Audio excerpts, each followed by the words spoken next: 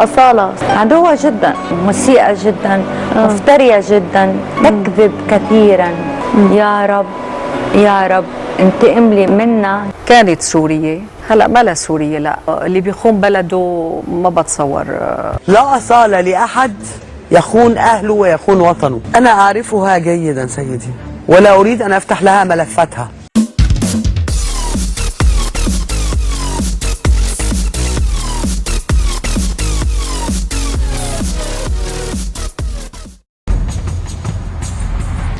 الإنسان اللي ما في خير في مكانه ما في خير في مكان ثاني.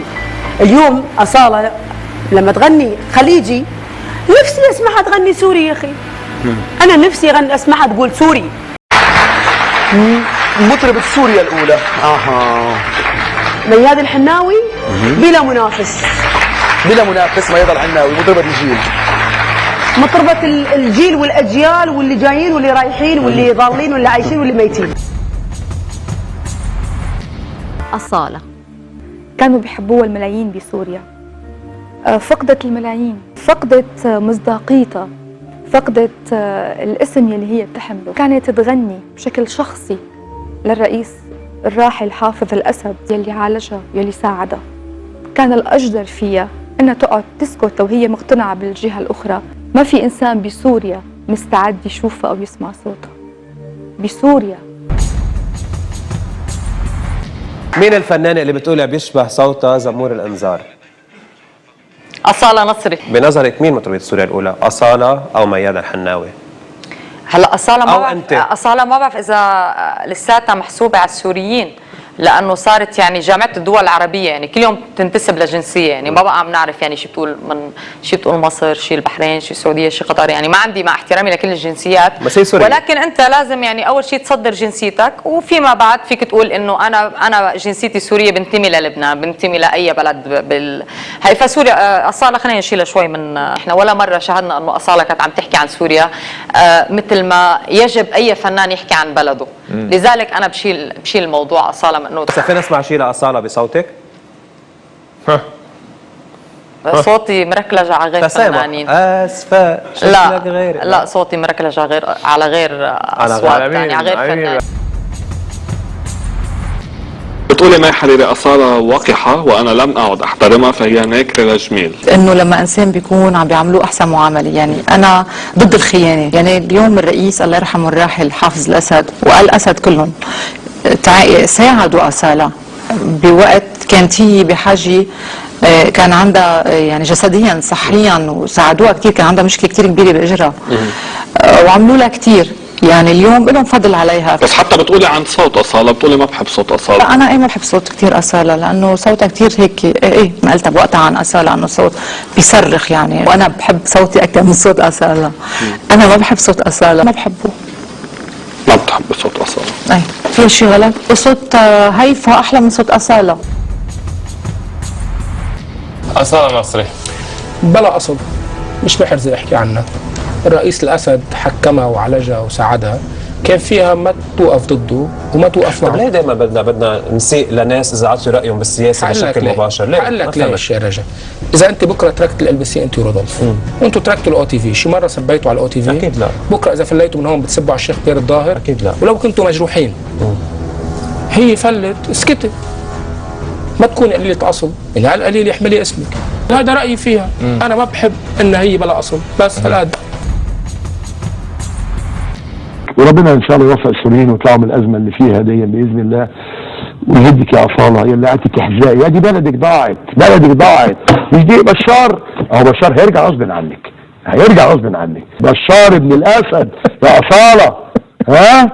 وانت مالك ما تاخدي جنسيه بحرانيه وجوزك فلسطيني، مال مال سوريا؟ ما انت قعدتي تحزقي يا مجنون. هم برضه اللي مجنون. أصالة معلش، اتقي شر من أحسنت إليه. بقى عيب عليك يا أصالة، لأنه لحم كتافك من خير بلدك، وكنت المستفيدة الوحيدة فعلا أنه صلحوا لك رجلك 3 مرات. سيادة الرئيس حافظ الأسد بعتها لروسيا، كانت أخذة بيت سيارات من فترة بسيطة غنت لسيادة الرئيس بشار الأسد. صحيح. طب يعني شو عدا ما بدا صارت تشتم وصارت تطلع تحكي بالسياسي. كانت عم بتقول انه ايدي الفنانين ملطخة بالدم. انا بقول لها ايديكي ملطخة في الالماس وخليكي اللي عم تعمله أصالة وبتقوله وبتصرح فيه عيب. عيب يعني لا يغتفر. لا ابدا ابدا ابدا. هلا اذا حبت هي بدها تغني لاوباما، بدها تغني للصور، غنت وغنت ضد سياده الرئيس. فيعب الشوم. اذا هلا حبت ترجع على سوريا أصالة ممنوع. ممنوع ترجع على سوريا؟ ممنوع. أصالة بحب إلا إنه أنت أكثر وحدة استفدتي من وطنك، ولا لأنها حاملة الجواز الخليجي فممكن ما تفرق مع الوطن سوريا؟ كيف أنا بيجي لعندك وبعمل معك برنامج وبتجيني بتعطيني أنت مردودي أيا كان، تعطيني هالكارت لي شكرا. طيب اللي بيبيع ضناه واللي بيبيع دمه أخوها أيهم. خلت عنه، ما خلي الطابق مستور. ما فيش طابق مستور. هي بدها ترضي اطراف اخرى هي بتعرفهم. مين هي الاطراف الاخرى؟ مطرح ما عم بتروح روح اسالها. وين عم بتروح؟ روح اسالها شو قطر؟ قطر؟ هي تعرف من اين تؤكل الكتف. خليها ترفع لي قضيه. يلا بصلي كثير والله ما ترفع لي قضايا. يلا هلا خلص تنزل لساحه الامويين او لساحه المرجة. هي بتعرف يعني شو ساحه المرجة. أصالة نصري. اسم على غير مسمى. أصالة اسمها مش لبينا الاسم. فقرة قصة وطن لها، قصة بيت لها، وهي خانت البلد بلدها. شو أصالة فقرة رحم الله امرئ عرف قدره فوقف عنده.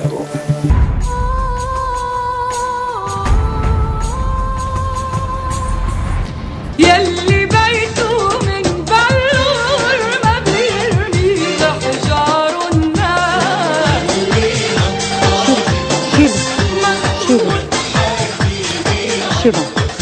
شيل الصورة ولا شيلها لهيدي الخدمة عند قطر. خدمة عن سرمية أصغر واحد بقطر. شيلها أولا. حقها ربع ساعة. أنا بيتي من سنديان وأرز. أنت بيتك معروف وين يا 15 سنة الحرب اللبنانية عشتها، ما تركنا أرضنا دقيقة. أنت وين قاعدة؟ وبوان فينال. ولك بيي شهيد وأمي بطلة واخواتي أشراف. أشرف من راسك وتاج راسك واللي خلفوكي. واللي أنت قولي لي ليه سميتي ابنك خالد؟ مش لأنك قبضتي عليه من الشيخ خالد بن محفوظ؟ ليه ما سميتيه مصطفى؟ اسم بيك وحياة بابا. ليه ما سميتيه بشار وانت كنت تبوسي جزمته لبشار؟ بدك تكوني تعتدي على كرامات الناس. ست بضل الأحمدية ليه؟ حكيت 1 بالمليون من اللي بس ليه من اللي هالقد عندي. الحقد؟ هي بتقول معروف أنا ثمني قد ايه. وليها